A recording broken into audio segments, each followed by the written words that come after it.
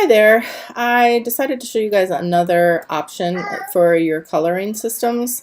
So at this point, you should have your shapes created, and this is just a mural design I'm working on with some students.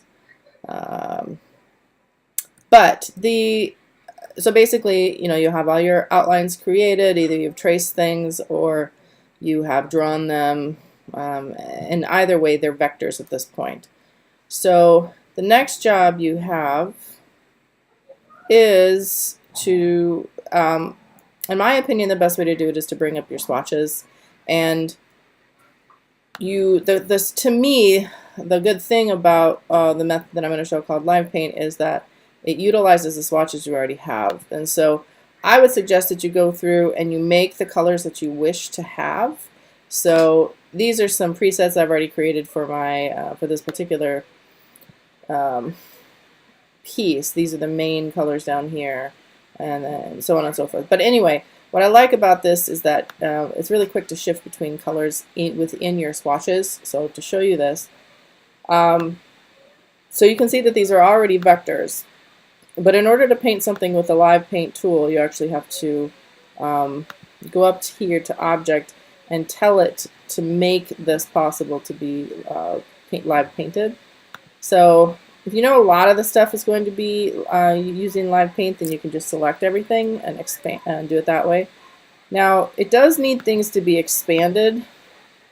So this particular item here, I haven't expanded yet. It's actually a line. It's just a fancy, you can see up here, it's a fancy brush. So I would first need to expand that so that it stopped being a line and became a shape. So you can see, if we look at it closer, you can see now that there's an outline, around them. Now, me personally, I probably would also, if you have something like this, is I would go ahead and use your Pathfinder and connect. Oops, that didn't connect right. Well, I guess you'd have to use a shape builder tool to make sure that they are, as a chunky shape if you wish them to be. But I'm digressing here. So basically, just kind of zoom in here to see what. So these are some hand-drawn items that students did, and then I've obviously made them into vectors and put them on here. Sorry, baby's right by me. Well, baby's playing. We'll see how long that lasts. Okay, so the first thing you could do is, if you have a bunch of things on different layers, you could lock down layers, or just choose to select from the items you have. This one, I'll just go ahead and use the regular selection tool and just select the items. You can see that stuff's moving around. Just going to lock that one down. I'm going to have to lock these ones down.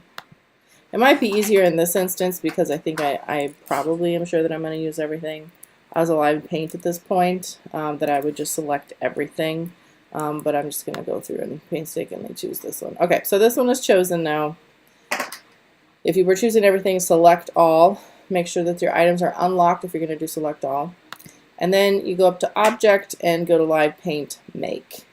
At this point, we are not going to go to gap options. If you want to look that up, feel free to on YouTube. But basically, your shapes should be completed, right? That was a big thing that I walked through the video with, is just, you shouldn't have any gaps.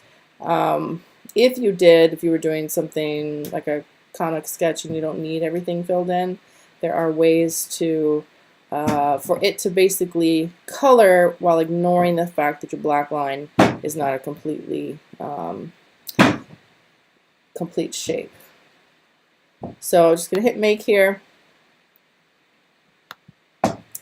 and then you can see that there's these outer edges now that appear. At least I know now that is going to be it is a Live Paint object now. Okay, so make sure that your swatches are up and available to you, so you can just kind of manage where you're going with them. And then underneath the shape builder tool is a Live Paint bucket. Now, if you know that there's going to be a bunch of things that are the same color, this is kind of like using the shift and select tools to make multiple selections. So for this one, hold the shift key down, and then you could select multiple spaces. Like if I knew that all these are going to be the same color, and then choose my color, and that would be one way of doing it. The other way here, you can see the green is up now that I'm in the live paint mode. Basically what's happening, if you look down here, green and then yellow and purple on either side of it. So as you use your arrow keys on your keyboard, it will click through to the next one. So you can see that wine colored one is next to the teal, and so you can also go up. You can see now I'm in the grayscale, I can go down. So it's a way to, oftentimes if you plan accordingly with your swatches, it makes your job a lot easier. It's a couple less clicks that you have to do. So in this case, I'll go ahead and make it yellow, and then I just click in that space, and there you go. So, it's most helpful if you have everything ready to go with your colors, so you can just kind of click through like I'm doing now. And what it does is it's probably just a few clicks less to color things.